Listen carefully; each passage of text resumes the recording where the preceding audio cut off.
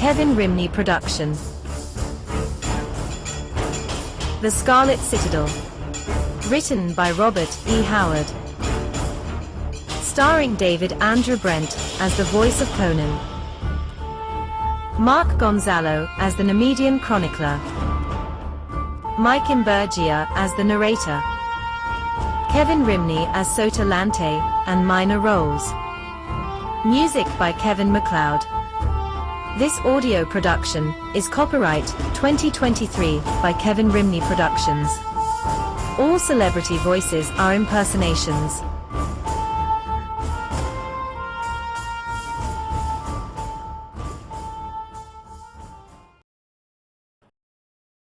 The Scarlet Citadel.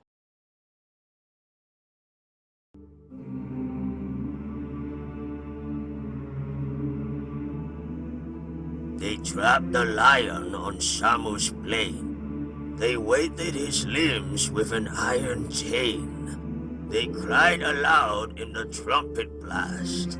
They cried, "The lion is caged at last!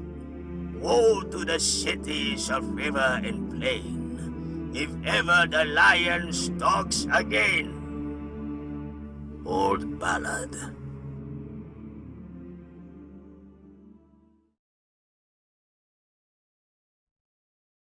The roar of the battle had died away. The shout of victory mingled with the cries of the dying. Like gay-hued leaves after an autumn storm, the fallen littered the plain.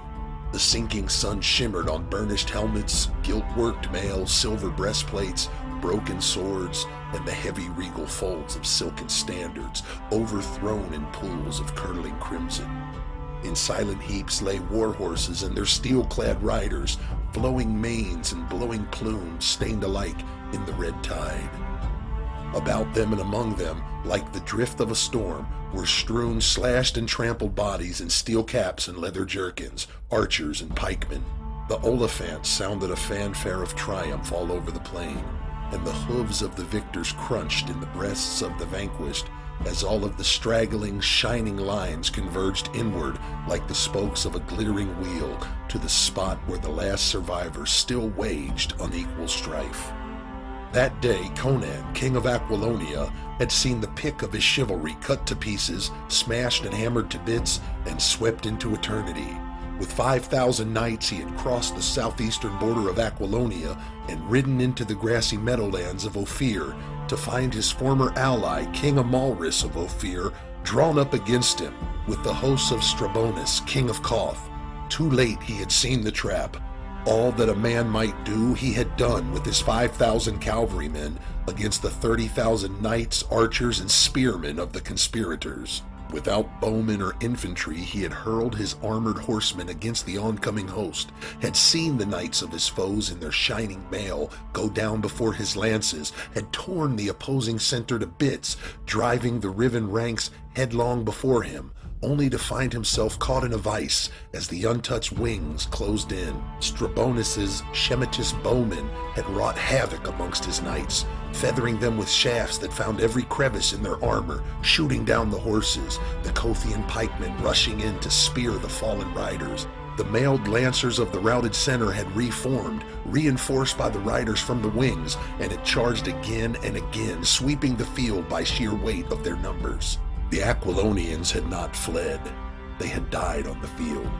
And of the 5,000 knights who had followed Conan southward, not one left the field alive. And now the king himself stood at bay among the slashed bodies of his house troops, his back against a heap of dead horses and men. Ophirian knights in gilded mail leaped their horses over mounds of corpses to slash at the solitary figure. Squat Shemites with blue-black beards and dark-faced Kothian knights ringed him on foot. The clangor of steel rose deafeningly. The black-mailed figure of the Western king loomed among his swarming foes, dealing blows like a butcher wielding a great cleaver. Riderless horses raced down the field. About his iron-clad feet grew a ring of mangled corpses. His attackers drew back from his desperate savagery, panting and livid. Now through the yelling, cursing lines rode the lords of the conquerors, Strabonus, with his broad, dark face and crafty eyes, Amalris, slender, fastidious, treacherous, dangerous as a cobra, and the lean vulture, Sotha Lanti, clad only in silken robes, his great black eyes glittering from a face that was like that of a bird of prey.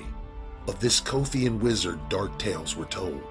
Tousle-headed women in northern and western villages frightened children with his name, and rebellious slaves were brought to obey submission quicker than by the lash, with the threat of being sold to him. Men said that he had a whole library of dark works bound in skin flayed from living human victims, and that in nameless pits below the hill whereon his palace sat, he trafficked with the powers of darkness, trading screaming girl slaves for unholy secrets. He was the real ruler of Koth. Now he grinned bleakly as the kings reined back a safe distance from the grim iron-clad figure looming among the dead.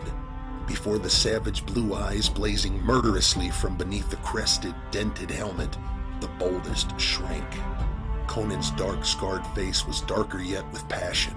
His black armor was hacked to tatters and splashed with blood, his great sword red to the crosspiece. In this stress, all the veneer of civilization had faded.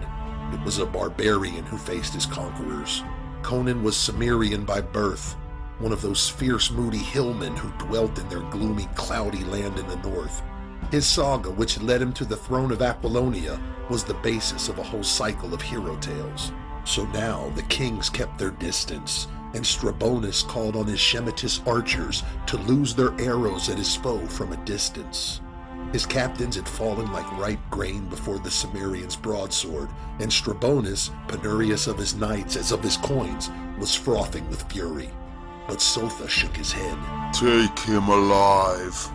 "Easy to say," snarled Strabonus, uneasy lest in some way the black-mailed giant might hew a path to them through the spears.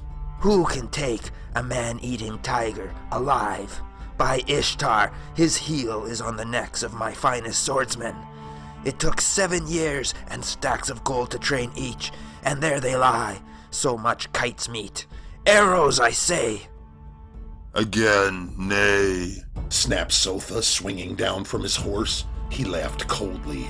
"Have you not learned by this time that my brain is mightier than any sword?" He passed through the lines of the pikemen, and the giants in their steel caps and male brigadines shrank back fearfully, lest they so much as touch the skirts of his robe. Nor were the plumed knights slower in making room for him. He stepped over the corpses and came face to face with the grim king. The hosts watched in tense silence, holding their breath. The black-armored figure loomed in terrible menace over the lean, silk-robed shape, the notch-dripping sword hovering on high.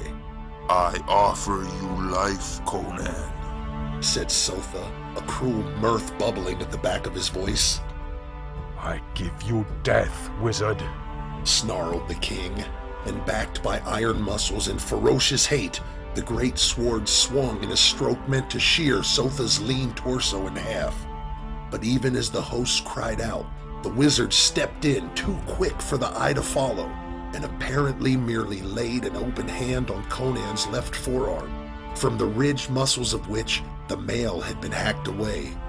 The whistling blade veered from its arc, and the mailed giant crashed heavily to the earth, to lie motionless. Sotha laughed silently. "Take him up and fear not. The lion's fangs are drawn." The kings reined in and gazed in awe at the fallen lion. Conan lay stiffly like a dead man, but his eyes glared up at them wide open and blazing with helpless fury. "What have you done to him?" asked Almarus uneasily. Sotha displayed a broad ring of curious design on his finger. He pressed his fingers together, and on the inner side of the ring a tiny steel fang darted out like a snake's tongue.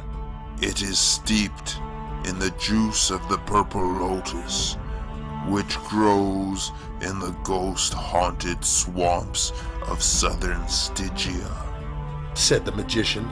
"Its touch produces temporary paralysis.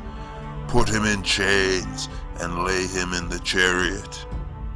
The sun sets, and it is time we were on the road for Korshemesh." Strabonus turned to his general Arbanus. We return to Kimesh with the wounded. Only a troop of the royal cavalry will accompany us.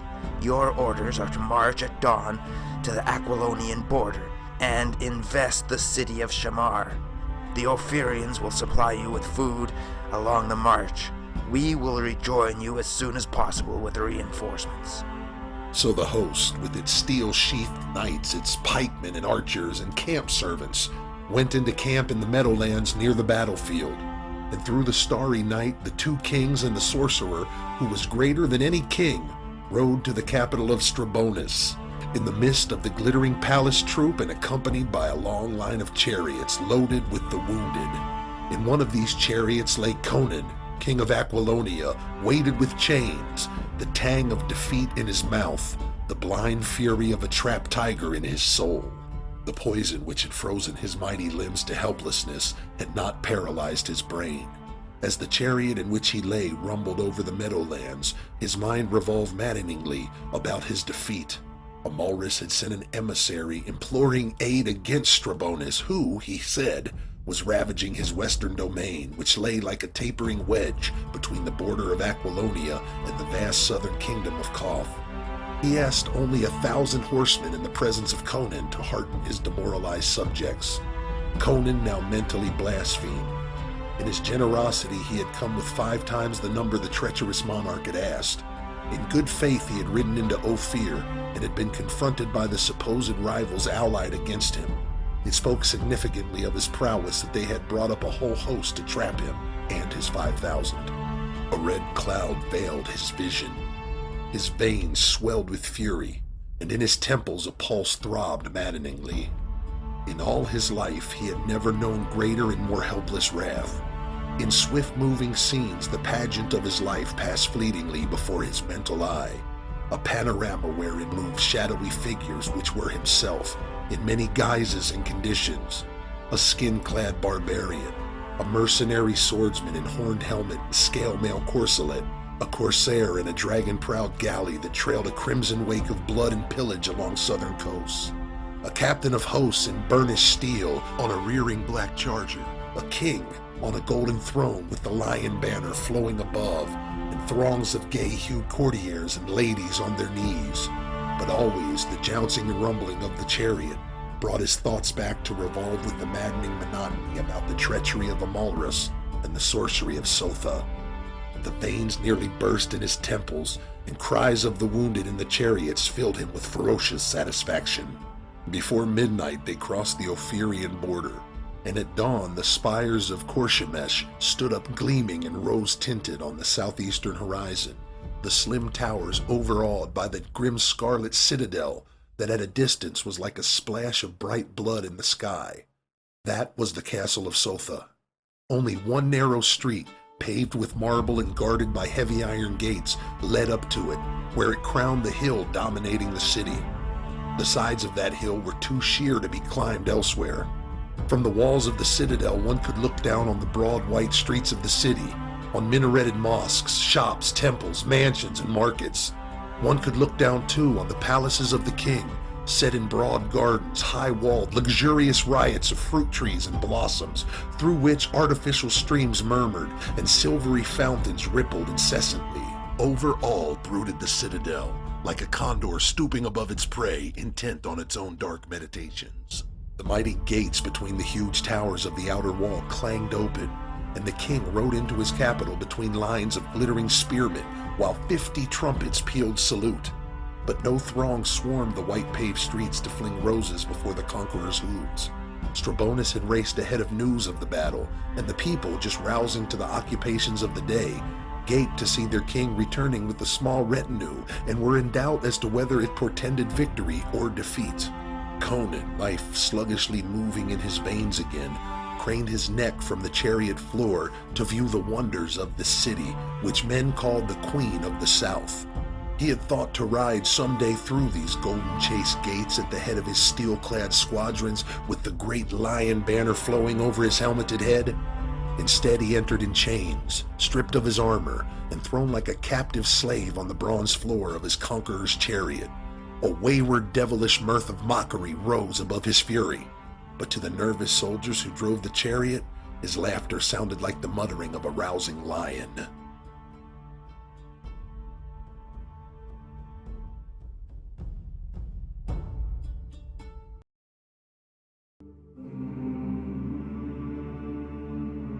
Gleaming shell of an outworn lie, fable of right divine.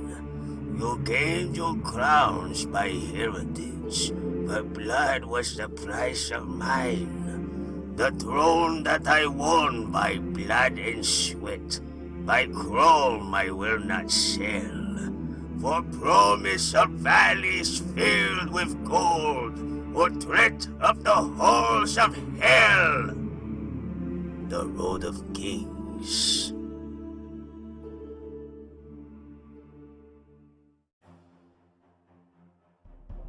In the Citadel, in a chamber with a domed ceiling of carven jet and the fretted arches of doorways glimmering with strange dark jewels, a strange conclave came to pass. Conan of Aquilonia, blood from unbandaged wounds caking his huge limbs, faced his captors. On either side of him stood a dozen black giants grasping their long-shafted axes. In front of him stood Sotha, and on divans lounged Strabonus and Amalrus, in their silks and golds, gleaming with jewels, naked slave boys beside them pouring wine into cups carved of a single sapphire. In strong contrast stood Conan, grim, bloodstained, naked but for a loincloth, shackles on his mighty limbs, his blue eyes blazing beneath the tangled black mane which fell over his low, broad forehead. He dominated the scene, turning to tinsel the pomp of the conquerors by the sheer vitality of his elemental personality, and the kings in their pride and splendor were aware of it, each in his secret heart, and were not at ease. Only Sotha was not disturbed. Our desires are quickly spoken, King of Aquilonia, said Sotha. It is our wish to extend our empire. And so you want to swine my kingdom? Rasped Conan. What are you but an adventurer, seizing a crown to which you had no more claim than any other wandering barbarian? Parried Amalrus. We are prepared to offer you suitable compensation. Compensation? It was a gust of deep laughter from Conan's mighty chest. The price of infamy and treachery. I am a barbarian, so I shall sell my kingdom and its people for life and your filthy gold? Ha! How did you come about your crown? You and that black-faced pig beside you. Your fathers did the fighting and the suffering and handed their crowns to you in a golden platters. What you inherited without lifting a finger, except to poison a few brothers, I fought for. You sit on Saturn and guzzle wine the people sweat for, and talk of divine rights of sovereignty. Bah! I climbed out of the abyss of naked barbarism to the throne, and in that climb I spilt my blood as freely as I spilt that of others. If either of us has the right to rule men, by Crom, it is I. How have you proved yourselves my superiors? I found Aquilonia in the grip of a pig like you, one who traced his genealogy for 1,000 years. The land was torn with the wars of barons, and the people cried out under oppression and taxation. Today, no Aquilonian noble dares maltreat the humblest of my subjects, and the taxes of the people are lighter than anywhere else in the world. What if you, your brother, Amalrus, holds the eastern half of your kingdom and defies you? And you, Strabonus, your soldiers are even now besieging castles of a dozen or more of the rebellious barons. The people of both your kingdoms are crushed into the earth by tyrannous taxes and levies. And you would loot mine. Ha! Free my hands and I'll varnish this floor with your brains. Sotha grinned bleakly to see the rage of his kingly companions. All this, truthful though it be, is beside the point. Our plans are of no concern of yours. Your responsibility is at an end when you sign this parchment. which is an abdication in favor of Prince Arpello of Pelia. We will give you arms and horse, and 5,000 golden lunas, and escort you to the eastern frontier. Setting me adrift where I was when I rode into Aquilonia to take service in her armies, except with the added burden of a traitor's name. Conan's laugh was like the deep, short bark of a timber wolf. Arpello, eh? I've had suspicions of that butcher of Pelia. Can you not even steal and pillage frankly and honestly? But you must have an excuse, however thin. Arpello claims a trace of royal blood, so you use him as an excuse for theft and a satrap to rule through. I'll see you in hell first. You're a fool. Exclaimed Amalrus.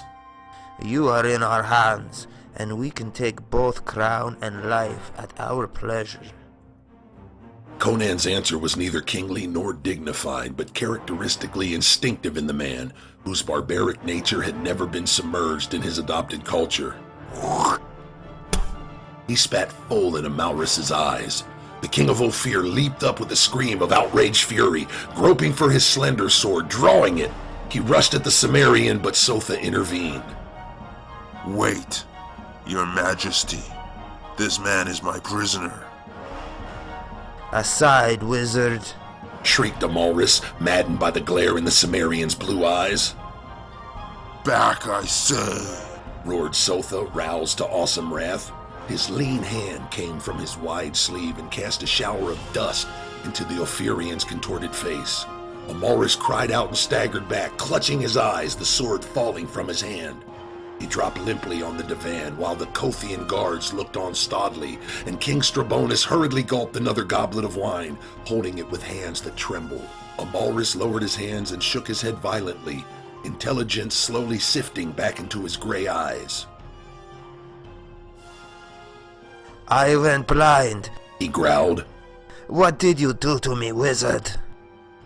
Merely a gesture to convince you who was the real master.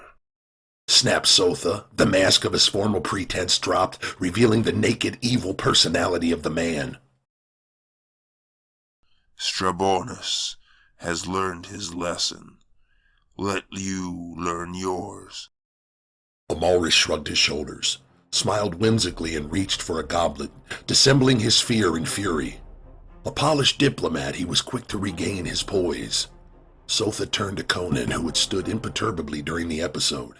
At the wizard's gesture, blacks laid hold of their prisoner and marched him behind Sotha, who led the way out of the chamber through an arched doorway into a winding corridor whose floor was of many-hued mosaics, whose walls were inlaid with gold tissue and silver chasing, and from whose fretted arch ceiling swung golden censers, filling the corridor with dreamy, perfumed clouds. They turned down a smaller corridor done in jet and black jade, gloomy and awful, which ended at a brass door over whose arch a human skull grinned horrifically.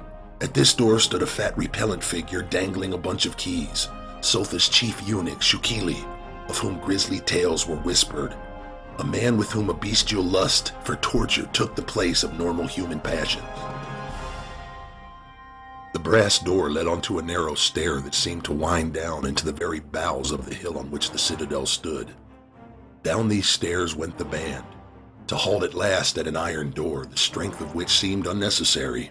Evidently it did not open on outer air, yet it was built as if to withstand the battering of mangonels and rams. Shukili opened it, and as he swung back the ponderous portal, Conan noted the evident uneasiness among the black giants who guarded him. Nor did Shukili seem altogether devoid of nervousness as he peered into the darkness beyond. Inside the great door there was a second barrier, composed of heavy steel bars. It was fastened by an ingenious bolt which had no lock and could be only worked from the outside. This bolt shot back, the grill slid into the wall. They passed through into a broad corridor, the floor, walls, and arched ceiling of which seemed to be cut out of solid stone. Conan knew he was far underground, even below the hill itself. The darkness pressed in on the guardsmen's torches like a sentient, animate thing. They made the king fast to a ring in the stone wall. Above his head, in a niche in the wall, they placed a torch so that he stood in a dim semicircle of light. The blacks were anxious to be gone. They muttered among themselves, cast fearful glances at the darkness. Sotha motioned them out, and they filed through the door in stumbling haste, as if fearing that the darkness might take tangible form and spring upon their backs. Sotha turned towards Conan, and the king noticed uneasily that the wizard's eyes shone in the semi-darkness, and that his teeth much resembled the fangs of a wolf, gleaming whitely in the shadows. "And so farewell, barbarian," mocked the sorcerer. "I must ride to Shamar and the siege. In 10 days I will be in your palace in Tamar with my warriors. What word from you shall I say to your women before I flay their dainty skins for scrolls whereon to chronicle the triumphs of Sotha Lanti?" Conan answered with a searing Cimmerian curse that would have burst the eardrums of an ordinary man, and Sotha laughed thinly and withdrew.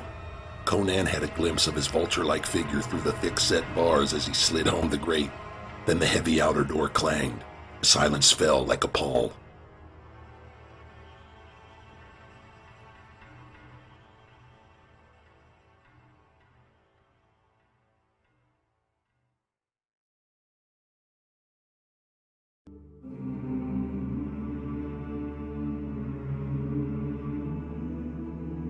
The lion strode through the halls of hell. Across his path grim shadows fell. Of many a mowing nameless shape, monsters with dripping jaws agape. The darkness shuddered with scream and yell when the lion stalked through the halls of hell. Old Ballad.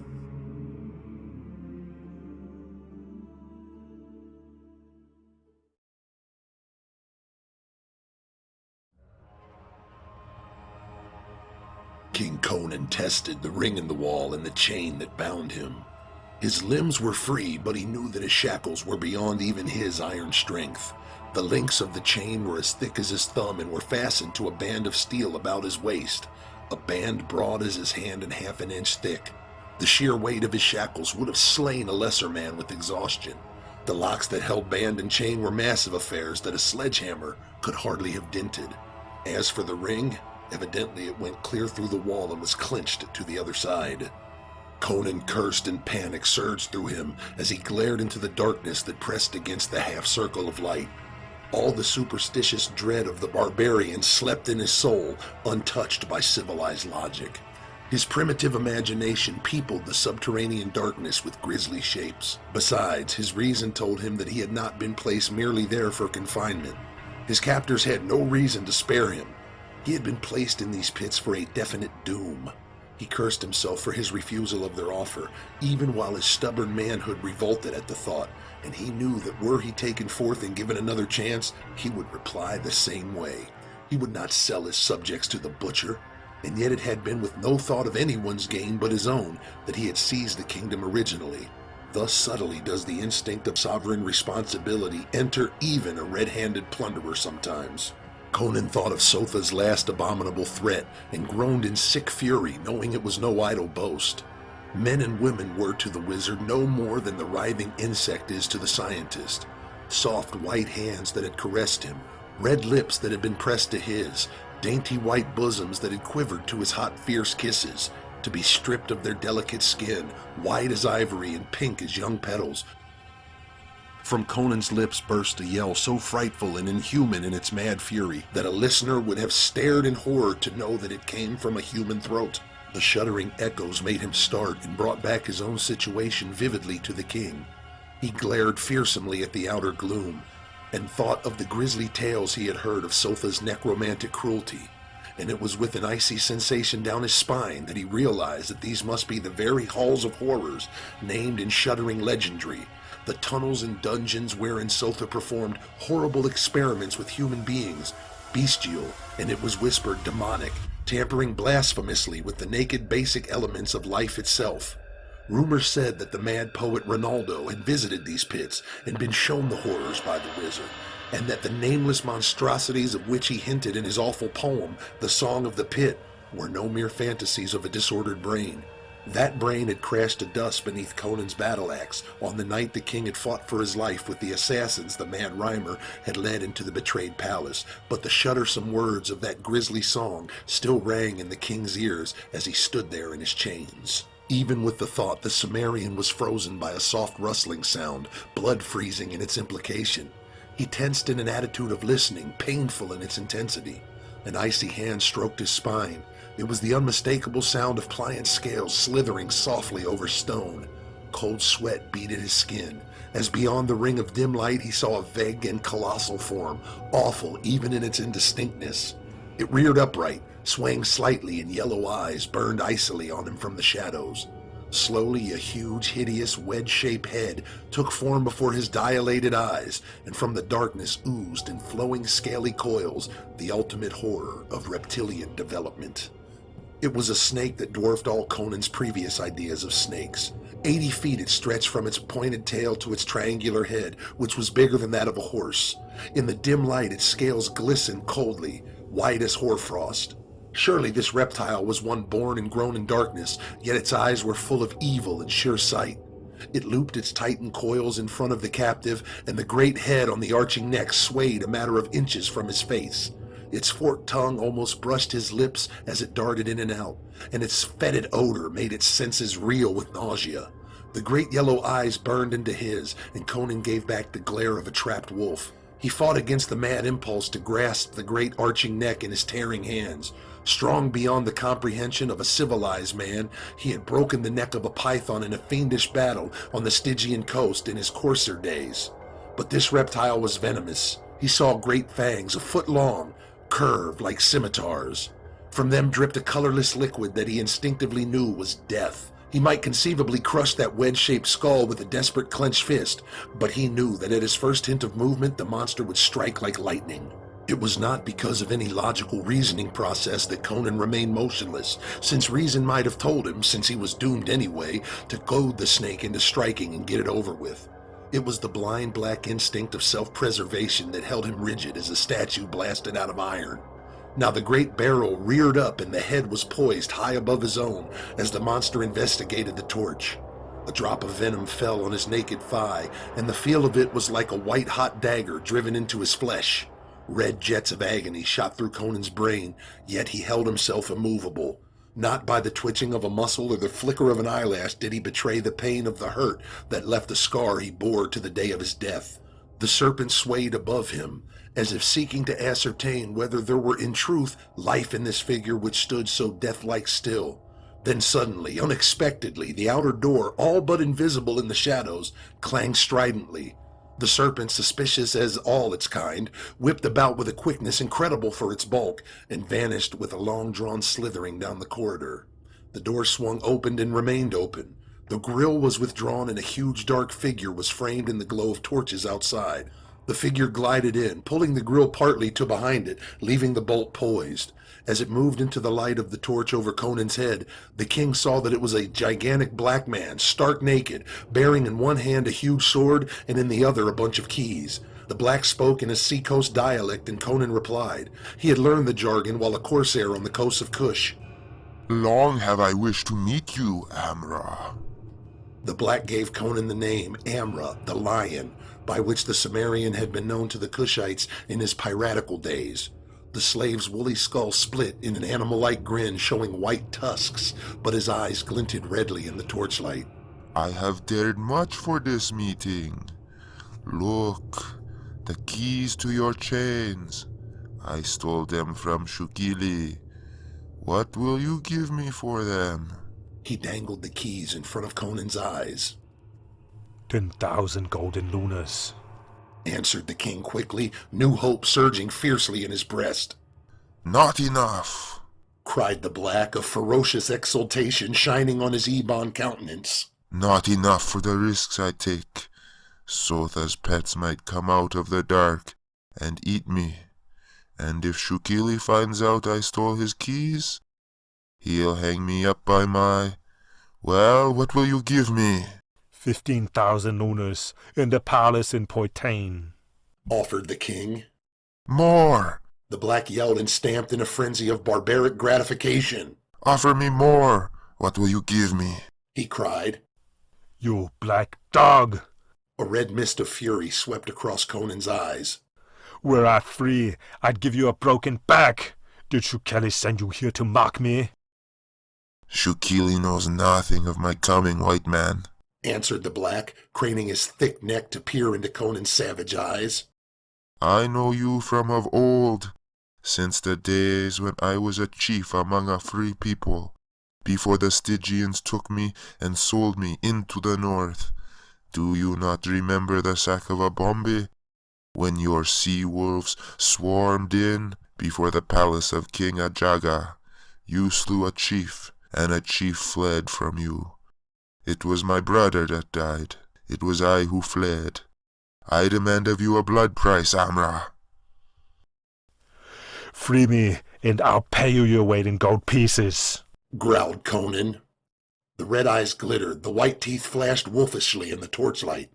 Aye, you white dog, you are like all your race. But to a black man, gold can never pay for blood. The price I ask is your head. The last word was a maniacal shriek that sent the echoes shivering. Conan tensed, unconsciously straining against his shackles in his aberrance of dying like a sheep. Then he was frozen by a greater horror. Over the black shoulder, he saw a vague, horrific form swaying in the darkness. So thou will never know, laughed the black fiendishly, too engrossed in his gloating triumph to take heed of anything else, too drunk with hate to know that death swayed behind his shoulder. He will not come into the vaults until the demons have torn your bones from their chains. I will have your head, Hamra. He braced his knotted legs like ebon columns and swung up the massive sword in both hands, his great black muscles rolling and cracking in the torchlight. And at that instant, the titanic shadow behind him darted down and out, and the wedge-shaped head smote with an impact that re-echoed down the tunnels. Not a sound came from the thick, blubbery lips that flew wide in fleeting agony. With the thud of the stroke, Conan saw the life go out of the wide black eyes with the suddenness of a candle blown out. The blow knocked the great black body clear across the corridor, and horribly the gigantic sinuous shape whipped around in its glistening coils that hid it from view, and the snap and splintering of bones came plainly to Conan's ears. Then something made his heart leap madly.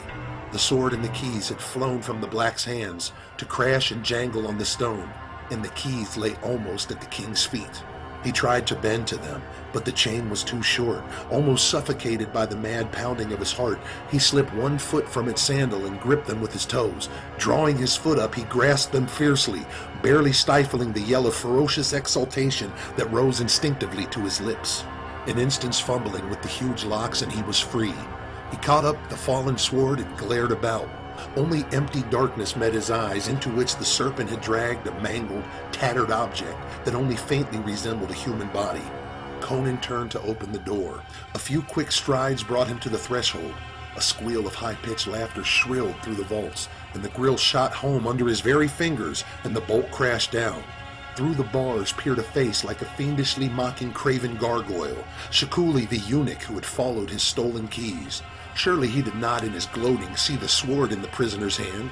With a terrible curse, Conan struck as a cobra strikes. The great blade hissed between the bars, and Shukili's laughter broke in a death scream.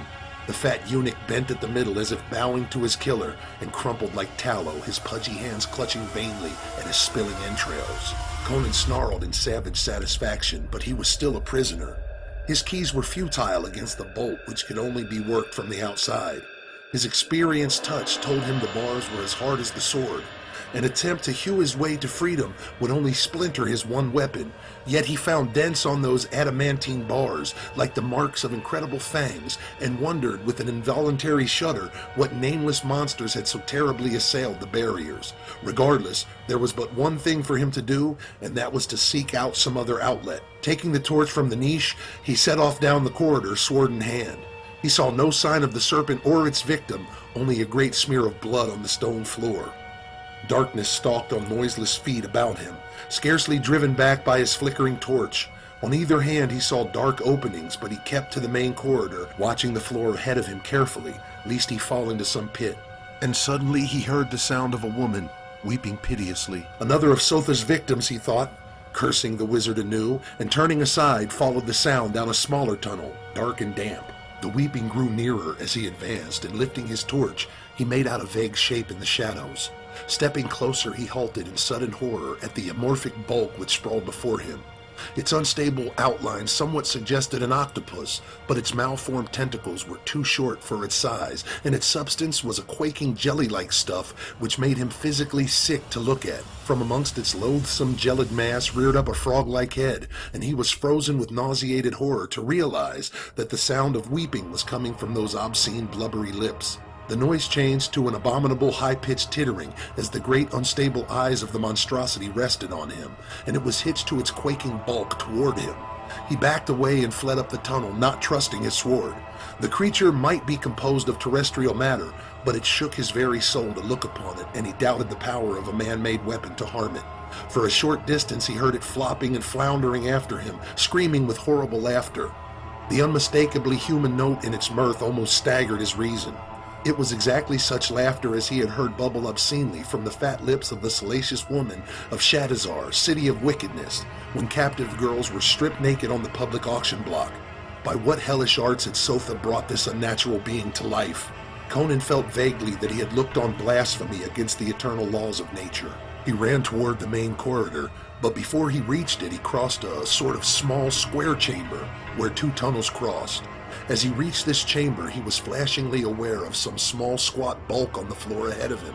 Then, before he could check his flight or swerve aside, his foot struck something yielding that squalled shrilly, and he was precipitated headlong, the torch flying from his hand and being extinguished as it struck the stone floor. Half stunned by his fall, Conan rose and groped in the darkness. His sense of direction was confused, and he was unable to decide in which direction lay the main corridor. He did not look for the torch, as he had no means of rekindling it. His groping hands found the openings of the tunnels, and he chose one at random. How long he traversed it in utter darkness he never knew, but suddenly his barbarian's instinct of near peril halted him short. He had the same feeling he had when standing on the brink of great precipices in the darkness. Dropping to all fours, he edged forward, and presently his outflung hand encountered the edge of a well, into which the tunnel floor dropped abruptly. As far down as he could reach, the sides fell away sheerly, dank and slimy to the touch. He stretched out an arm in the darkness and could barely touch the opposite edge with the point of his sword. He could leap across it then, but there was no point in that. He had taken the wrong tunnel, and the main corridor lay somewhere behind him. Even as he thought of this, he felt a faint movement of air. A shadowy wind, rising from the well, stirred his black mane. Conan's skin crawled. He tried to tell himself this well connected somehow with the outer world, but his instincts told him it was a thing unnatural. He was not merely inside the hill, he was below it, far below the level of the city streets. How then could an outer wind find its way into the pits and blow up from below? A faint throbbing pulsed on that ghostly wind like drums beating far, far below. A strong shudder shook the king of Aquilonia. He rose to his feet and backed away, and as he did, something floated up out of the well. What it was, Conan did not know. He could see nothing in the darkness, but he distinctly felt the presence, an invisible, intangible intelligence which hovered malignly near him. Turning, he fled the way he had come. Far ahead, he saw a tiny red spark. He headed for it, and long before he thought to have reached it, he caroomed headlong into a solid wall and saw the spark at his feet. It was his torch. The flame extinguished, but the end still a glowing coal. Carefully, he took it up and blew upon it, fanning it into flame again. He gave a sigh as the tiny blaze leaped up. He was back in the chamber where the tunnels crossed, and his sense of direction had come back. He located the tunnel by which he had left the main corridor, and even as he started towards it, his torch flame flickered wildly, as if blown upon by unseen lips. Again he felt the presence, as he lifted his torch, glaring about. He saw nothing, yet he sensed somehow an invisible bodiless thing that hovered in the air, dripping slimily and mouthing obscenities that he could not hear, but was in some instinctive way aware of. He swung viciously with his sword, and it felt as if he were cleaving cobwebs. A cold horror shook him then, and he fled down the tunnel, feeling a foul burning breath on his naked back as he ran. But when he came out into the broad corridor, he was no longer aware of any presence, visible or invisible. Down it he went, momentarily expecting fanged and taloned fiends to leap at him from the darkness. The tunnels were not silent. From the bowels of the earth in all directions came sounds that did not belong in a sane world. There were titterings, squeals of demonic mirth, long shuddering howls, and once the unmistakable squalling laughter of a hyena ended awfully in human words of shrieking blasphemy. He had heard the pad of stealthy feet, and in the mouths of the tunnels caught glimpses of shadowy forms, monstrous and abnormal in outline. It was as if he had wandered into hell, a hell of Sothalante's making. But the shadowy things did not come into the great corridor, though he distinctly heard the greedy sucking in of slavering lips and felt the burning glare of hungry eyes, and presently he knew why. A slithering sound behind him electrified him, and he leaped into the darkness of a nearby tunnel, shaking out his torch. Down the corridor he heard the great serpent crawling, sluggish from its recent grisly meal. From his very side something whimpered in fear and slunk away into the darkness. Evidently the main corridor was the great snake's hunting ground, and the other monsters gave it room. To Conan, the serpent was the least horror of them. He almost felt a kinship with it when he remembered the weeping, tittering obscenity and the dripping, mouthing thing that came out of the well. At least it was of earthly matter. It was a crawling death, but it threatened only physical extinction, whereas these other horrors menaced mind and soul as well.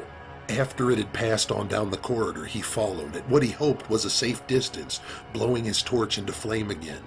He had not gone far when he heard a low moan that seemed to emanate from the black entrance of a tunnel nearby. Caution warned him on, but curiosity drove him to the tunnel, holding high the torch that was now little more than a stump. He was braced for the sight of anything, yet what he saw was what he had least expected. He was looking into a broad cell, and a space of this was caged off with closely set bars extending from floor to ceiling, set firmly in the stone. Within these bars lay a figure which, as he approached, he saw was either man or the exact likeness of a man, twined and bound about with the tendrils of a thick vine which seemed to grow through the solid stone on the floor. It was covered with strangely pointed leaves and crimson blossoms, not the satiny red of natural petals, but a livid, unnatural crimson, like a perversity of flower life.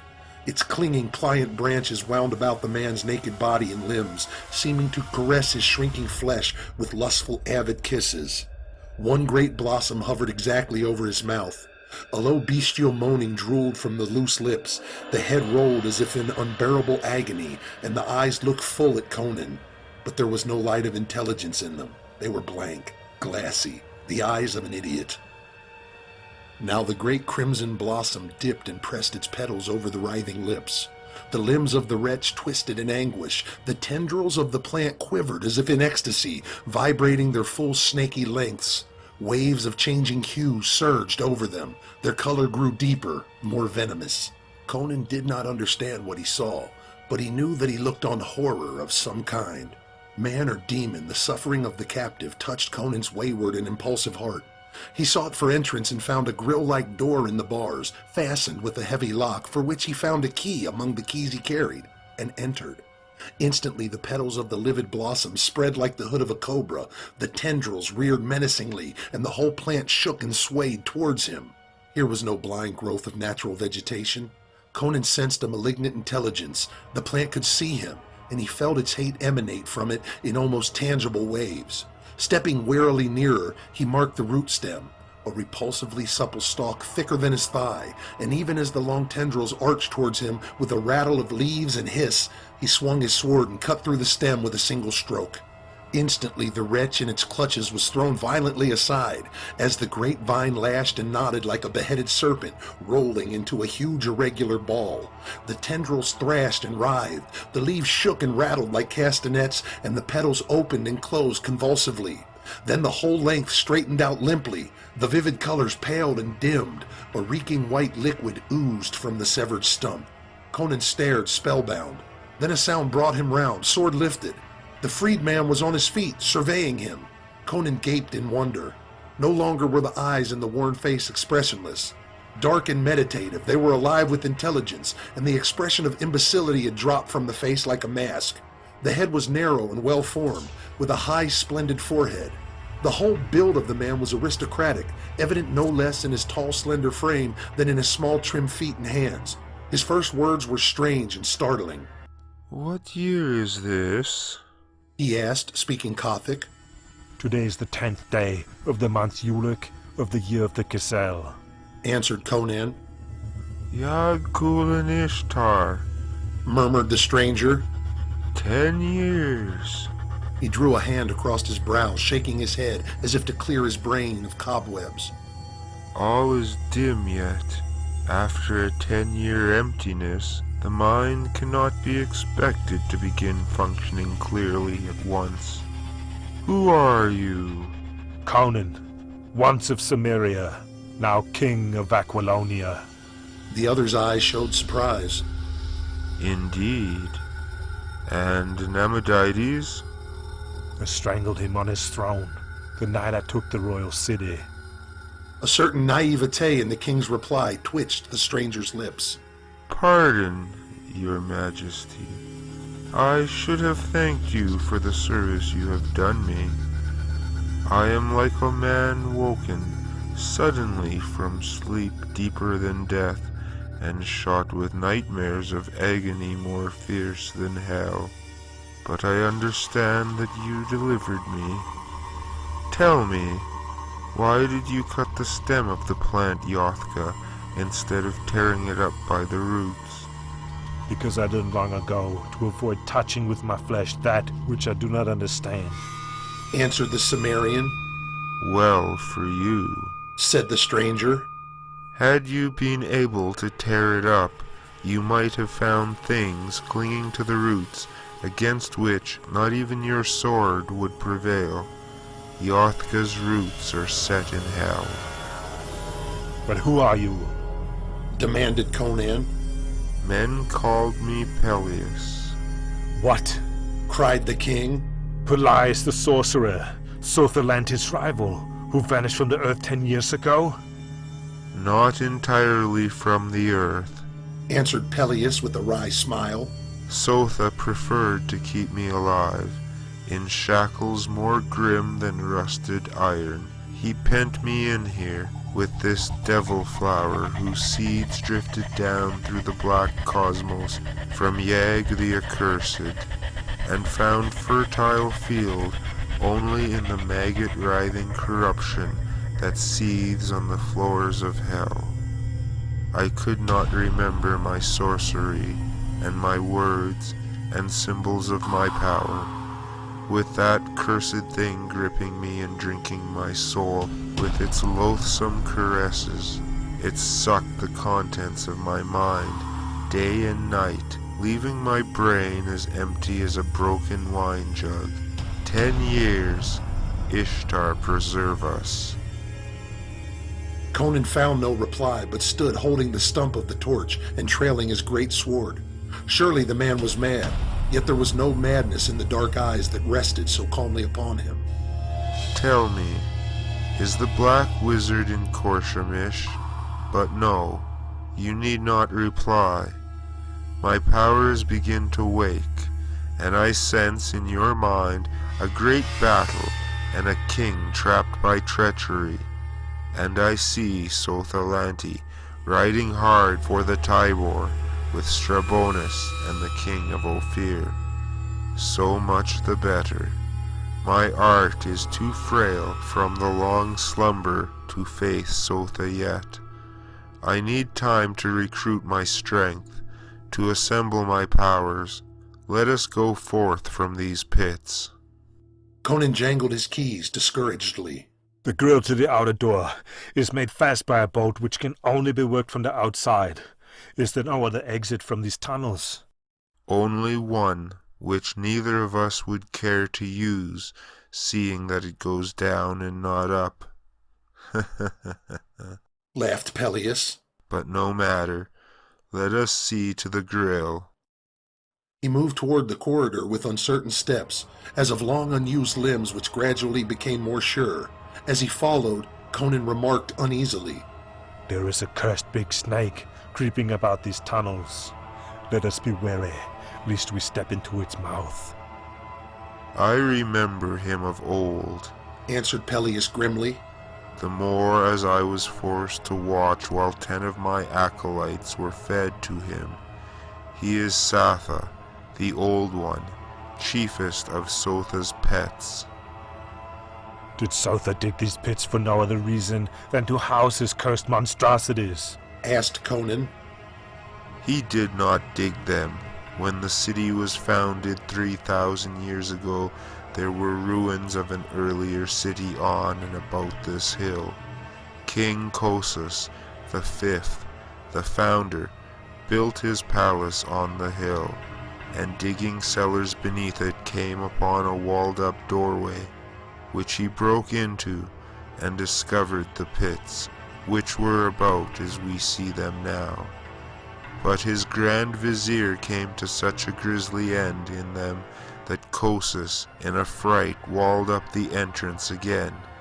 He said the Vizier fell into a well, but he had the cellars filled in, and later abandoned the palace itself and built himself another in the suburbs, from which he fled in a panic on discovering some black mold scattered on the marble floor of his palace one morning.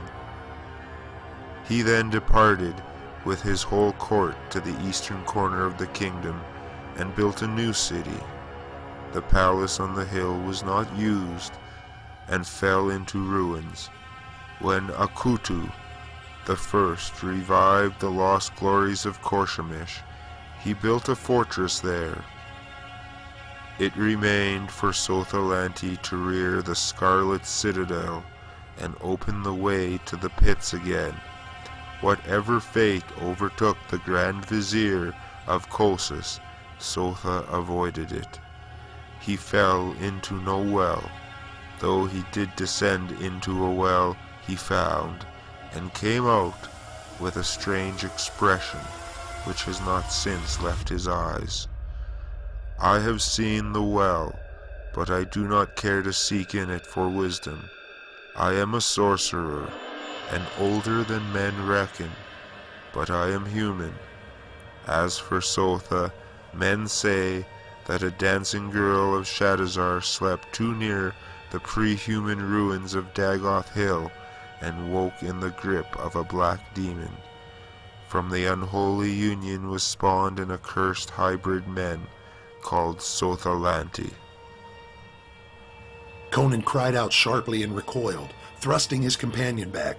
Before them rose the great shimmering white form of Satha, an ageless hate in its eyes. Conan tensed himself for one mad berserker onslaught, to thrust the glowing faggot into that fiendish countenance and throw his life into the ripping sword stroke. But the snake was not looking at him. It was glaring over his shoulder at the man called Peleus, who stood with his arms folded, smiling. And in the great cold yellow eyes, slowly the hate died out in a glitter of pure fear. The only time Conan ever saw such an expression in a reptile's eyes. With a swirling rush, like the sweep of a strong wind, the great snake was gone. What did he see to frighten him? Asked Conan, eyeing his companion uneasily. The scaled people see what escapes the mortal eye. Answered Peleus cryptically. You see my fleshly guise. He saw my naked soul. An icy trickle disturbed Conan's spine, and he wondered if after all Peleus were a man or merely another demon of the pits in a mask of humanity. He contemplated the advisability of driving his sword through his companion's back without further hesitation. But while he pondered, they came to the steel grill, etched blackly in the torches beyond, and the body of Shukili, still slumped against the bars in a curled welter of crimson. Peleus laughed, and his laugh was not pleasant to hear. By the ivory hips of Ishtar, who is our doorman, lo, it is no more than the noble Shukili, who hanged my young men by their feet and skinned them with squeals of laughter. Do you sleep, Shukili? Why do you lie so stiffly, with your fat belly sunk in like a dressed pig's? He is dead, muttered Conan, ill at ease to hear these wild words. Dead or alive, laughed Peleus. He shall open the door for us. He clapped his hands sharply and cried, Rise, Shukili. Rise from hell and rise from the bloody floor and open the door for your masters. Rise, I say. An awful groan reverberated through the vaults. Conan's hair stood on end and he felt clammy sweat beat his hide, for the body of Shukili stirred and moved with infantile gropings of the fat hands. The laughter of Peleus was merciless as a flint hatchet, as the form of the eunuch reeled upright, clutching at the bars of the grill. Conan, glaring at him, felt his blood turn to ice and the marrow of his bones to water, for Shukili's wide-open eyes were glassy and empty, and from the great gash in his belly his entrails hung limply to the floor. The eunuch's feet stumbled among his entrails as he worked the bolt, moving like a brainless automaton. When he had first stirred, Conan had thought that by some incredible chance the eunuch was alive, but the man was dead, had been dead for hours. Peleus sauntered through the open grill and Conan crowded through behind him, sweat pouring from his body, shrinking away from the awful shape that slumped on sagging legs against the grate it held open. Peleus passed on without a backward glance, and Conan followed him in the grip of nightmare and nausea. He had not taken half a dozen strides when a sudden thud brought him round. Shukili's corpse lay limply at the foot of the grill. His task is done, and hell gapes for him again, remarked Peleus pleasantly, politely affecting not to notice the strong shudder which shook Conan's mighty frame. He led the way up the long stairs and through the brass skull-crowned door at the top. Conan gripped his sword, expecting a rush of slaves, but silence gripped the citadel. They passed through the black corridor and came into that in which the censers swung, billowing forth their everlasting incense. Still, they saw no one. The slaves and soldiers are quartered in another part of the citadel, remarked Peleus. Tonight, their master being away, they doubtless lie drunk on wine or lotus juice. Conan glanced through an arched golden-silled window that led out upon a broad balcony and swore in surprise to see the dark blue star-flecked sky. It had been shortly after sunrise when he was thrown into the pits. Now it was past midnight. He could scarcely realize he had been so long underground. He was suddenly aware of thirst and a ravenous appetite. Peleus led the way into a gold-domed chamber, floored with silver, its lapis lazuli walls pierced by the fretted arches of many doors. With a sigh, Peleus sank onto a golden divan. Golden silks again.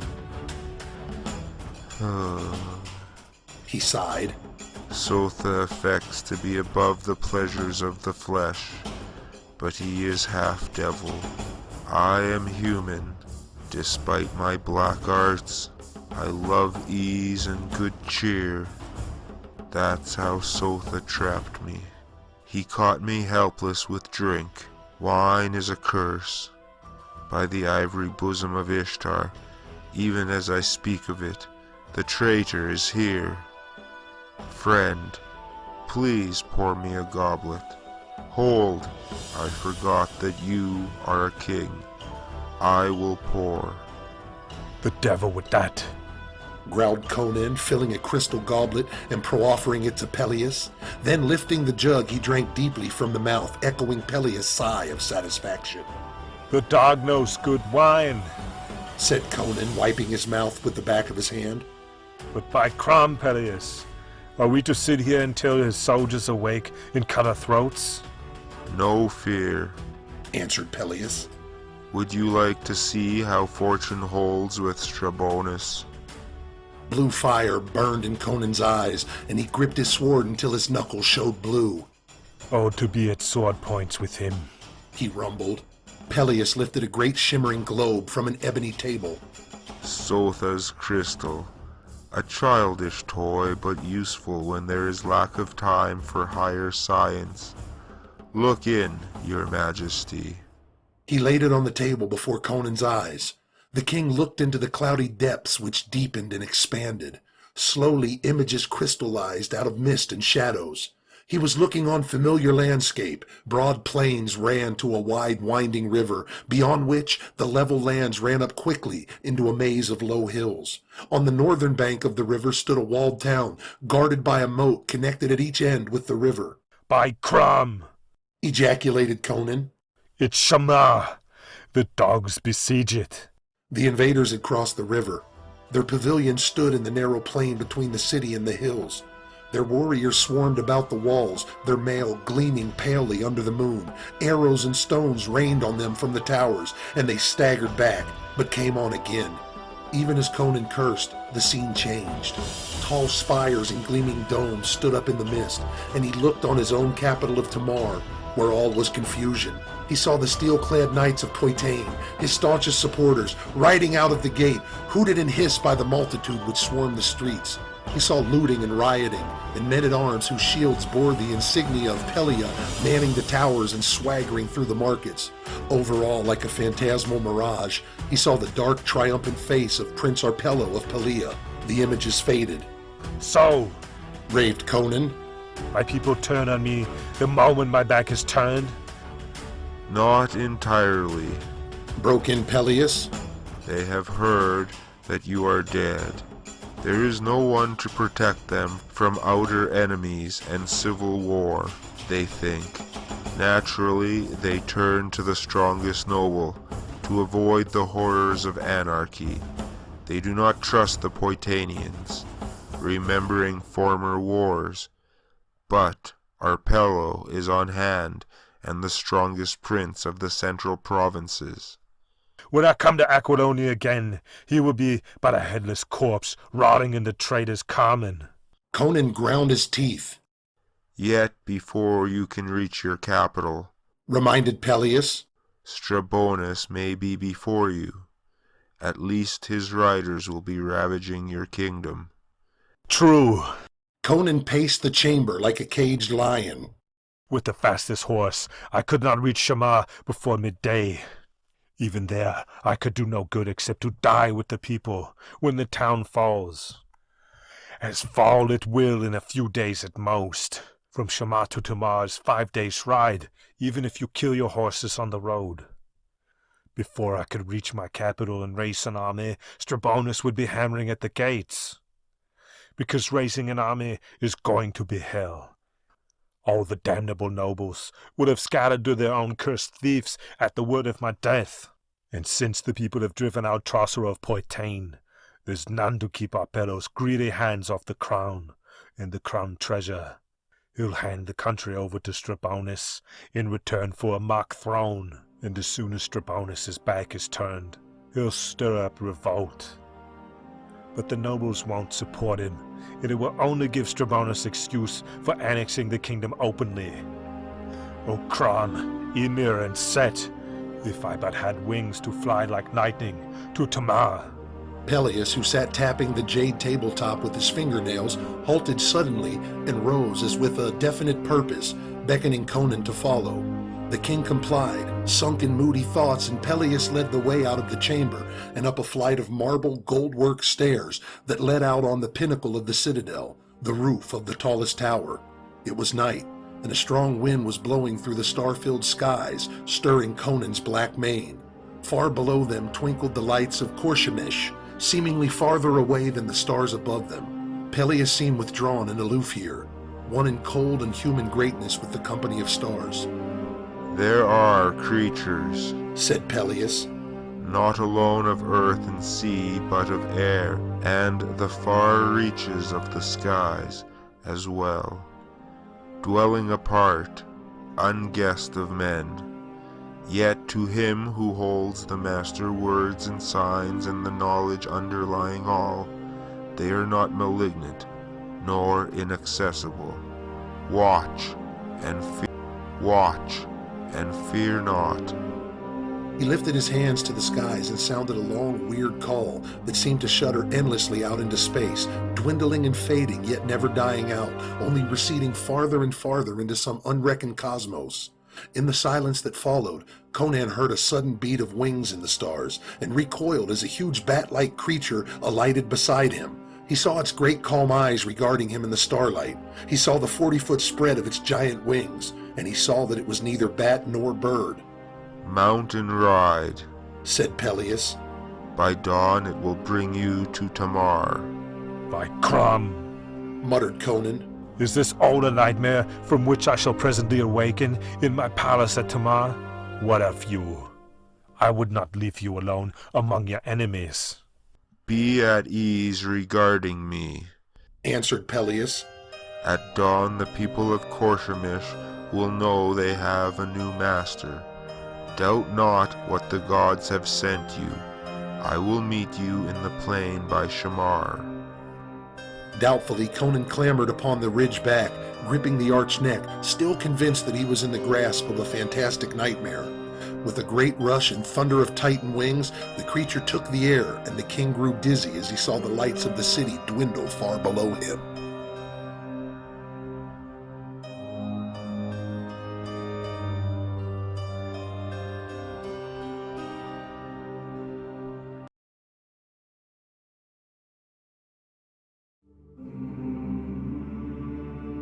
The sword that slays the king cuts the cords of the empire.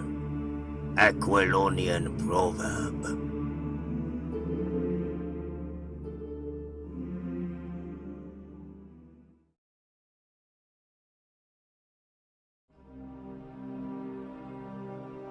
The streets of Tamar swarmed with howling mobs, shaking fists and rusty pikes. It was the hour before dawn of the second day after the Battle of Shamu, and events had occurred so swiftly as to daze the mind. By means known only to Sothalante, word had reached Tamar of the king's death within half a dozen hours after the battle. Chaos had resulted. The barons had deserted the royal capital, galloping away to secure their castles against marauding neighbors. The well-knit kingdom Conan had built up seemed tottering on the edge of dissolution. Commoners and merchants trembled at the imminence of a return of the feudalistic regime. The people howled for a king to protect them against their own aristocracy, no less than foreign foes.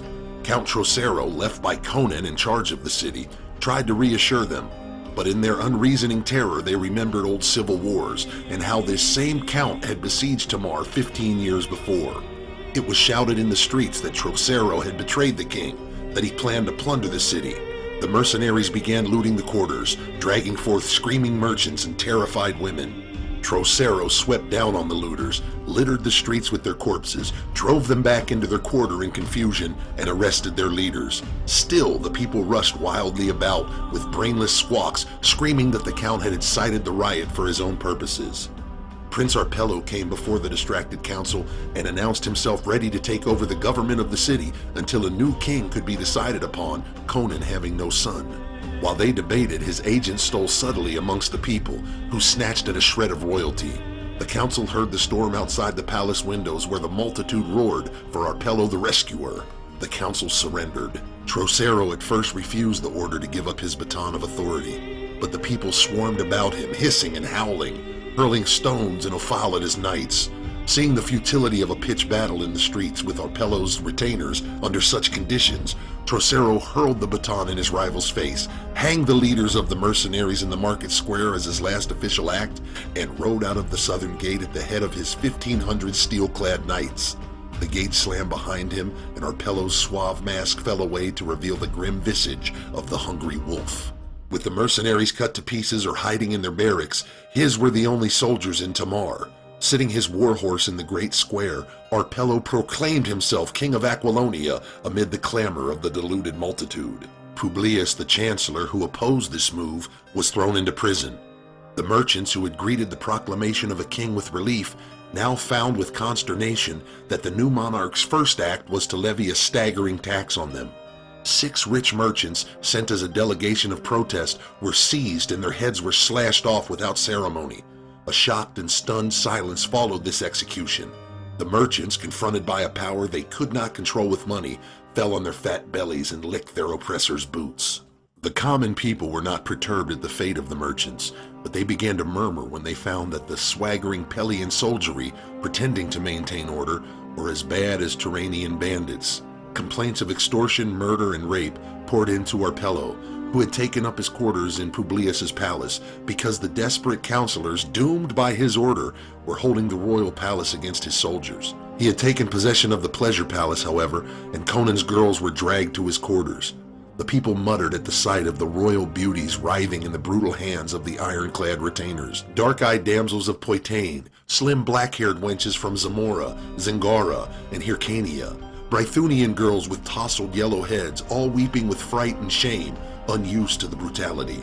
Night fell on a city of bewilderment and turmoil, and before midnight word spread mysteriously in the street that the Kothians had followed up their victory and were hammering at the walls of Shamar. Somebody in Sotha's mysterious secret service had babbled. Fear shook the people like an earthquake, and they did not even pause to wonder at the witchcraft by which the news had been so swiftly transmitted. They stormed at Arpello's doors, demanding that he march southward and drive the enemy back over the Tybor. He might have subtly pointed out that his force was not sufficient, and that he could not raise an army until the barons recognized his claim to the crown, but he was drunk with power and laughed in their faces. A young student, Athamedes, mounted a column in the market and with burning words accused Arpello of being a catspaw for Strabonus, painting a vivid picture of existence under Kothian rule with Arpello as satrap. Before he finished, the multitude was screaming with fear and howling with rage. Arpello sent his soldiers to arrest the youth, but the people caught him up and fled with him, deluging the pursuing retainers with stones and dead cats. A volley of crossbow quarrels routed the mob, and a charge of horsemen littered the market with bodies. But Athamedes was smuggled out of the city to plead with Trocero to retake Tamar and to march aid to Shamar. Athamedes found Trocero breaking his camp outside the walls, ready to march to Poitain in the far southwestern corner of the kingdom. To the youth's urgent pleas, he answered that he had neither the force necessary to storm Tamar, even with the aid of the mob inside, nor to face Strabonus. Besides, avaricious nobles would plunder Poitain behind his back while he was fighting the Kothians. With the king dead, each man must protect his own. He was riding to Poitain, there to defend it as best he might against Arpello and his foreign allies. While Athamedes pleaded with Trocero, the mob still raved in the city with helpless fury. Under the great tower beside the royal palace, the people swirled and milled, screaming their hate at Arpello, who stood on the turrets and laughed down at them, while his archers ranged the parapets, bolts drawn and fingers on the triggers of their arbaleths. The Prince of Pelia was a broad-built man of medium height with a dark, stern face. He was an intriguer, but he was also a fighter. Under his silken juppon with its gilt-braided skirts and jagged sleeves glimmered burnished steel. His long black hair was curled and scented, and bound back with a cloth of silver band, but at his hip hung a broadsword, the jeweled hilt of which was worn with battles and campaigns. Fools! Howl as you will, Conan is dead and Arpello is king. What if all Aquilonia were leagued against him? He had men enough to hold the mighty walls until Strabonus came up, but Aquilonia was divided against itself. Already the barons were girding themselves each to seize his neighbor's treasure. Arpello had only the helpless mob to deal with. Strabonus would carve through the loose lines of the warring barons as a galley ran through foam, and until his coming, Arpello had only to hold the royal capital. Fools! Arpello is king! The sun was rising over the eastern towers. Out of the crimson dawn came a flying speck that grew to a bat, then to an eagle. Then all who saw screamed in amazement, for over the walls of Tamar swooped a shape such as men knew only in half-forgotten legends, and from between its titan wings sprang a human form as it roared over the great tower. Then with a deafening thunder of wings it was gone, and the folk blinked, wondering if they had dreamed. But on the turret stood a wild, barbaric figure, half-naked, blood-stained, brandishing a great sword, and from the multitude rose a roar that rocked the towers. The king! It is the king! Arpello stood transfixed. Then with a cry he drew and leaped at Conan. With a lion-like roar, the Cimmerian parried the whistling blade, then dropping his own sword, gripped the prince and heaved him high above his head by crotch and neck. Take your plots. To hell with you! He roared, and like a sack of salt he hurled the Prince of Pelia far out, to fall through empty space for 150 feet. The people gave back as the body came hurtling down to smash on the marble pave, splattering blood and brains, and lie crushed in its splintered armor like a mangled beetle. The archers on the tower shrank back, their nerve broken. They fled, and the beleaguered councilmen sallied from the palace and hewed into them with joyous abandon. Pelian knights and men-at-arms sought safety in the streets, and the crowd tore them to pieces. In the streets the fighting milled and eddied. Plumed helmets and steel caps tossed among the tousled heads and then vanished. Swords hacked madly in heaving forests of pikes, and over all rose the roar of the mob, shouts of acclaim mingling with screams of bloodlust and howls of agony. And high above all, the naked figure of the king rocked and swayed on the dizzy battlements, mighty arms brandished, roaring with gargantuan laughter that mocked all mobs and princes, even himself.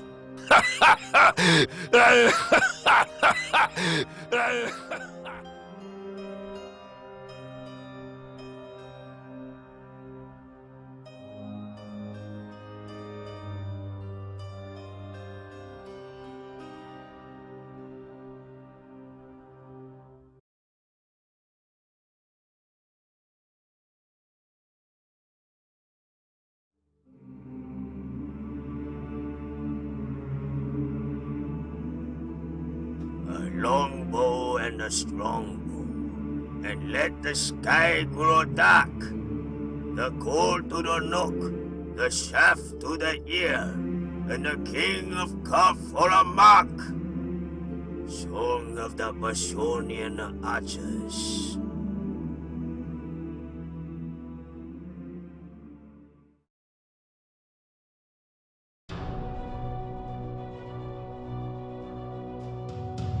The mid-afternoon sun glinted on the placid waters of the Tibor, washing the southern bastions of Shamar. The haggard defenders knew that few of them would see the sun rise again. The pavilions of the besiegers dotted the plain. The people of Shamar had not been able successfully to dispute the crossing of the river, outnumbered as they were. Barges, chained together, made a bridge over which the invader poured his hordes. Strabonus had not dared march into Aquilonia with Shamar unsubdued at his back. He had sent his light riders, his spahis, inland to ravage the country, and he had reared up his siege engines in the plain. He had anchored a flotilla of boats furnished him by Amalris in the middle of the stream over against the river wall. Some of these boats had been sunk by stones from the city's ballistas, which crashed through their decks and ripped out their planking.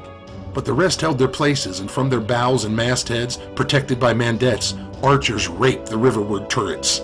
These were Shemites, born with bows in their hands, not to be matched by Aquilonian archers. On the landward side, mangonels rained boulders and tree trunks among the defenders, shattering through roofs and crushing humans like beetles. Rams pounded incessantly at the stones. Sappers burrowed like moles into the earth, sinking their mines beneath the towers. The moat had been dammed at the upper end, and emptied of its water, had been filled up with boulders, earth, and dead horses and men. Under the walls, the mailed figures swarmed, battering at the gates, rearing up scaling ladders, pushing storming towers, thronged with spearmen against the turrets. Hope had been abandoned in the city, where a bare 1,500 men resisted 40,000 warriors. No word had come from the kingdom whose outpost the city was. Conan was dead, so the invaders shouted exultantly. Only the strong walls and the desperate courage of the defenders had kept them so long at bay, and that could not suffice forever. The western wall was a mass of rubbish on which defenders stumbled in hand-to-hand conflict with the invaders. The other walls were buckling from the mines beneath them, the towers leaning drunkenly. Now the attackers were massing for a storm. The olifant sounded, the steel-clad ranks drew up on the plain. The storming towers, covered with raw bull hides, rumbled forward. The people of Shamar saw the banners of Koth and Ophir flying side by side, in the center, and made out, among their gleaming knights, the slim, lethal figure of the golden-mailed Amalris and the squat, black-armored form of Strabonus. In between them was a shape that made the bravest blench with horror, a lean vulture figure in a filmy robe. The pikemen moved forward, flowing over the ground like the glinting waves of a river of molten steel. The knights cantered forward, lances lifted, guidons streaming. The warriors on the walls drew a long breath, consigned their souls to Mitra, and gripped their notched and red-stained weapons. Then, without warning, a bugle call cut the din. A drum of hooves rose above the rumble of the approaching host. North of the plain across which the army moved rose ranges of low hills, mounting northward and westward like giant stair-steps. Now down out of these hills, like spume blown before a storm, shot the spahis who had been laying waste to the countryside, riding low and spurring hard, and behind them the sun shimmered on moving ranks of steel. They moved into full view, out of the defiles, mailed horsemen, the great lion banner of Aquilonia floating over them. From the electrified watchers on the towers, a great shout rent the skies. In ecstasy, warriors clashed their notched swords on their riven shields, and the people of the town, ragged beggars and rich merchants, harlots in red kirtles and dames in silks and satins, fell to their knees and cried out for joy to Mitra, tears of gratitude streaming down their faces. Strabonus, frantically shouting orders with Arbanus that would wheel around the ponderous lines to meet this unexpected menace, grunted, "We still outnumber them, unless they have reserves hidden in the hills. The men on the battle towers can mask any sorties from the city. These are Poitanians. We might have guessed Trocero would try some such mad gallantry. Amalris cried out in unbelief.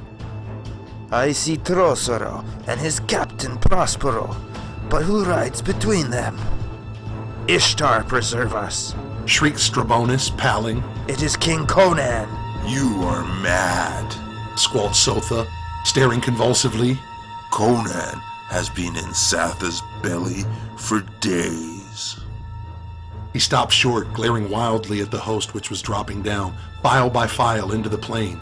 He could not mistake the giant figure in black, gilt-worked armor on the great black stallion riding beneath the billowing silken folds of the great banner.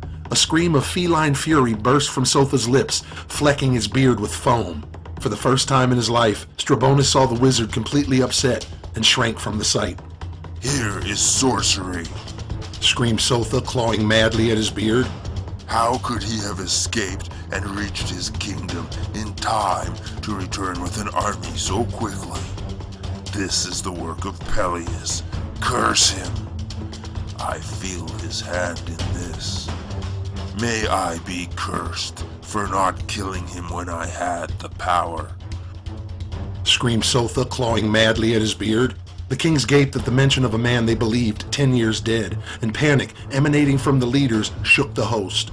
All recognized the rider on the black stallion. Sotha felt the superstitious dread of his men, and fury made a hellish mask on his face. Strike home, he screamed, brandishing his lean arms madly. We are still the stronger. Charge and crush these dogs. We shall yet feast in the ruins of Shamar tonight. O Set. He lifted his hands and invoked the serpent god to even Strabonus' horror. Grant us victory, and I swear I will offer up to thee 500 virgins of Shamar, writhing in their blood. Meanwhile, the opposing host had debauched onto the plain. With the knights came what seemed a second irregular army of tough, swift ponies. These dismounted and formed their ranks on foot, stolid Bosonian archers and king pikemen from Gunderland, their tawny locks blowing from under their steel caps. It was a motley army Conan had assembled in the wild hours following his return to his capital. He had beaten the frothing mob away from the Pelian soldiers who held the outer walls of Tamar and impressed them into his service. He had sent a swift rider after Trocero to bring him back. With these as a nucleus of an army, he had raced southward, sweeping the countryside for recruits and for mounts. Nobles of Tamar and the surrounding countryside had augmented his forces, and he had levied recruits from every village and castle along his road. Yet it was but a paltry force he had gathered to dash against the invading hosts, though of the quality of tempered steel. 1,900 armored horsemen followed him, the main bulk of which consisted of the Poitanian knights. The remnants of the mercenaries and professional soldiers in the trains of loyal noblemen made up his infantry, 5,000 archers and 4,000 pikemen. This host now came on in good order. First the archers, then the pikemen, behind them the knights moving at a walk. Over against them Arbanus ordered his lines, and the allied army moved forward like a shimmering ocean of steel. The watchers on the city walls shook to see that vast host, which overshadowed the powers of the rescuers. First marched the Shemitis archers, then the Kothian spearmen, then the mailed knights of Strabonus and Amalris. Arbanus's intent was obvious, to employ his footmen to sweep away the infantry of Conan and open the way for an overpowering charge of his heavy cavalry. The Shemites opened fire at 500 yards, and arrows flew like hail between the hosts, darkening the sun. The western archers, trained by 1,000 years of merciless warfare with the Pictish savages, came stolidly on, closing the ranks as their comrades fell. They were far outnumbered, and the Shemitis bow had the longer range, but in accuracy the Bosonians were equal to their foes, and they balanced sheer skill in archery by superiority in morale and in excellency of armor. Within good range they loosed, and the Shemites went down by whole ranks. The blue-bearded warriors in their light mail shirts could not endure punishment, as could the heavier armored Bosonians. They broke, throwing away their bows, and their flight disordered the ranks of the Kothian spearmen behind them. Without the support of the archers, these men-at-arms fell by the hundreds before the shafts of the Bosonians, and charging madly into close quarters, they were met by the spears of the pikemen. No infantry was a match for the wild Gundermen, whose homeland, the northernmost province of Aquilonia, was but a day's ride across the Bosonian marches from the borders of Cimmeria, and who, born and bred to battle, were the purest blood of all the Hyborian peoples. The Kothian spearmen, dazed by their losses from arrows, were cut to pieces and fell back in disorder. Strabonus roared in fury as he saw his infantry repulsed and shouted for a general charge. Arbanus demurred, pointing out the Bosonians reforming in good order before the Aquilonian knights, who had sat their steeds motionless during the melee. The general advised a temporary retirement to draw the western knights out of the cover of the bows, but Strabonus was mad with rage. He looked at the long, shimmering ranks of his knights, he glared at the handful of mailed figures over against him, and he commanded Arbanus to give the order to charge. The general commended his soul to Ishtar and sounded the golden Oliphant. With a thunderous roar, the forest of lances dipped, and the great host rolled across the plain, gaining momentum as it came. The whole plain shook to the rumbling avalanche of hoofs, and the shimmering of gold and steel dazzled the watchers on the towers of Shamar. The squadrons clave the loose ranks of the spearmen, riding down friend and foe alike, and rushed into the teeth of a blast of arrows from the Bosonians. Across the plain they thundered, grimly riding the storm that scattered their way with gleaming knights like autumn leaves. Another 100 paces and they would ride among the Bosonians and cut them down like corn. But flesh and blood could not endure the rain of death that now ripped and howled among them. Shoulder to shoulder, feet braced wide, stood the archers, drawing shaft to ear and loosing as one man with deep, short shouts. The whole front rank of the knights melted away, and over the pin-cushioned corpses of horses and riders, their comrades stumbled and fell headlong. Arbanus was down, an arrow through his throat, his skull smashed by the hooves of his dying warhorse, and confusion ran through the disordered host. Strabonus was screaming an order, Amalrus another, and through all ran the superstitious dread the sight of Conan had awakened. And while the gleaming ranks milled in confusion, the trumpets of Conan sounded, and through the opening ranks of the archers crashed the terrible charge of the Aquilonian knights. The host met with a shock like that of an earthquake that shook the tottering towers of Shamar. The disorganized squadrons of the invaders could not withstand the solid steel wedge, bristling with spears that rushed like a thunderbolt against them.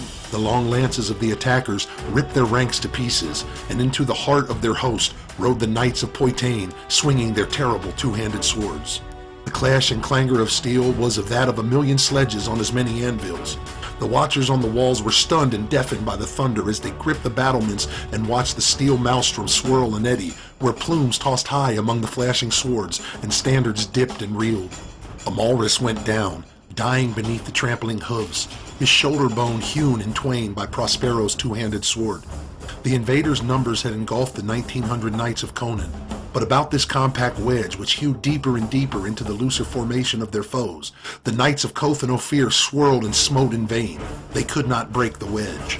Archers and pikemen, having disposed of the Kothian infantry which was strewn in flight across the plain, came to the edges of the fight, loosing their arrows point blank, running in to slash at girths and horses' bellies with their knives, thrusting upward to spit the riders on their long pikes.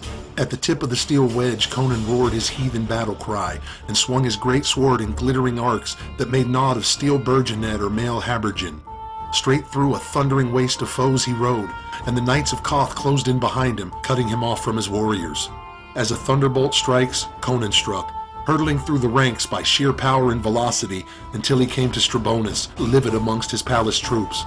Now here the battle hung in balance, for with his superior numbers, Strabonus still had the opportunity to pluck victory from the knees of the gods. But he screamed when he saw his arch-foe within arm's length at last, and lashed out wildly with his axe. It clanged on Conan's helmet, striking fire, and the Cimmerian reeled and struck back. The 5-foot blade crushed Strabonus' casque and skull, and the king's charger reared, screaming, hurling a limp and sprawling corpse from the saddle. A great cry went up from the host, which faltered and gave back. Trocero and his house troops, hewing desperately, cut their way to Conan's side, and the great banner of Koth went down. Then, behind the dazed and stricken invaders, went up a mighty clamor and the blaze of the huge conflagration.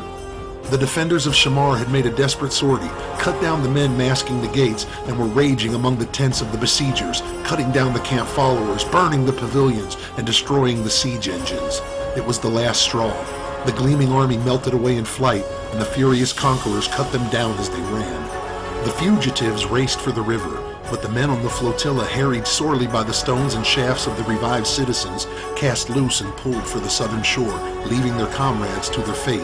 Of these, many gained the shore, racing across the barges that served as a bridge, until the men of Shamar cut these adrift and severed them from the shore. Then the fight became a slaughter. Driven into the river to drown in their armor or hacked down along the bank, the invaders perished by the thousands. No quarter had they promised, no quarter they got. From the foot of the low hills to the shores of the Tibor, the plain was littered with corpses, and the river whose tide ran red floated thick with the dead. Of the 1900 knights who had ridden south with Conan, scarcely 500 lived to boast of their scars, and the slaughter among the archers and pikemen was ghastly. But the great and shining host of Strabonus and Amalris was hacked out of existence, and those that fled were less than those that died. While the slaughter yet went on along the river, the final act of a grim drama was being played out in the meadowland beyond. Among those who had crossed the barge bridge before it was destroyed was Sotha, riding like the wind on a gaunt, weird-looking steed whose stride no natural horse could match. Ruthlessly riding down friend and foe, he gained the southern bank, and then a glance backward showed him a grim figure on a great black stallion in pursuit. The lashings had already been cut, and the barges were drifting apart, but Conan came recklessly on, leaping his steed from boat to boat as a man might leap from one cake of floating ice to another. Sotha screamed a curse, but the great stallion took the last leap with a straining groan and gained the southern bank. The wizard fled away into the empty meadowland, and on his trail came the king, riding hard, swinging the great sword that splattered his trail with crimson drops. On they fled, the hunted and the hunter, and not a foot could the black stallion gain, though he strained each nerve and thew. Through a sunset land of dim and elusive shadows they fled, till sight and sound of the slaughter died out behind them. Then in the sky appeared a dot that grew into a huge eagle as it approached. Swooping down from the sky, it drove at the head of Sotha's steed, which screamed and reared, throwing its rider. Old Sotha rose and faced his pursuer, his eyes those of a maddened serpent, his face an inhuman mask. In each hand he held something that shimmered, and Conan knew he held death there. The king dismounted and strode towards his foe, his armor clanking, his great sword gripped high. Again we meet, wizard. He grinned savagely. Keep off! Screamed Sotha like a blood-mad jackal. I'll blast the flesh from your bones. You cannot conquer me. If you hack me in pieces, the bits of flesh and bone will reunite and haunt you to your doom. I see the hand of Peleus in this, but I defy ye both. I am Sotha, son of... Conan rushed, sword gleaming, eyes slits of wariness. Sotha's right hand came back and forward, and the king ducked quickly. Something passed by his helmeted head and exploded behind him, searing the very sands with a flash of hellish fire. Before Sotha could toss the globe in his left hand, Conan's sword sheared through his lean neck. The wizard's head shot from his shoulders on an arching fount of blood, and the robed figure staggered and crumpled drunkenly. Yet the mad black eyes glared up at Conan with no dimmering of their feral light. The lips writhed awfully, and the hands groped, as if searching for the severed head. Then with a swift rush of wings, something swooped from the sky, the eagle which had attacked Sotha's horse. In its mighty talons it snatched up the dripping head and soared skyward, and Conan stood struck dumb, for from the eagle's throat boomed human laughter, in the voice of Peleus the sorcerer. Then a hideous thing came to pass, for the headless body reared up from the sand and staggered away in awful flight on stiffening legs, hands blindly outstretched towards the dot speeding and dwindling in the dusky sky. Conan stood like one turned to stone, watching until the swift reeling figure faded in the dusk that purpled the meadows. Come! I'm a rein on these wizardly feuds. Pelias has dealt well with me, but I care not if I see him no more. Give me a clean sword, and a clean foe to flesh it in. Damnation! What would I not give for a flagon of wine?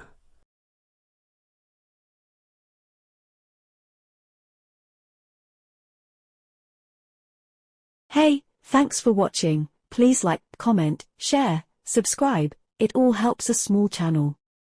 If you really want to help, please send a donation via PayPal to the link on the screen. Email the same address with questions.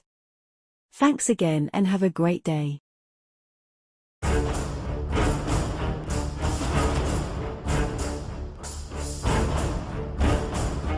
A Kevin Rimney production. The Scarlet Citadel. Written by Robert E. Howard. starring David Andrew Brent as the voice of Conan, Mark Gonzalo as the Nemedian chronicler, Mike Imbergia as the narrator, Kevin Rimney as Sota Lante and minor roles. Music by Kevin MacLeod. This audio production is copyright 2023 by Kevin Rimney Productions.